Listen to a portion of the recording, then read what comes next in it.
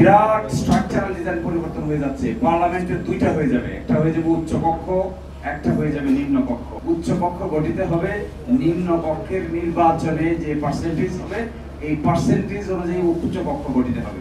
কোন দল যদি 5% পায়, 5%-এর বিনিময়ে তিনি 100 আসনের মধ্যে 5 জন পাবেন। কোন দল যদি 20% পায়, 100 আসনের এগেইনস্টে তিনি 20টা আসন পাবেন। কোন দল যদি 60% পায়, 100 আসনের এগেইনস্টে তিনি 60টা পদ পাবেন উচ্চকক্ষে। তাহলে দেখবেন উচ্চকক্ষে কোন দলের পক্ষেই এককভাবে সংখ্যাগরিষ্ঠতা অর্জন করা সম্ভব হবে না। ধরেন বাংলাদেশে একটা দল এককভাবে কত পার্সেন্ট ভোট পায়? 30, 40, 45, 42, 43, তাহলে 100-র ভিতরে 43 জন পাবেন।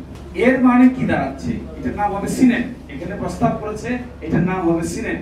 নিম্ন কক্ষের নাম হবে সংসদ, উচ্চ কক্ষের নাম হবে সিনেট।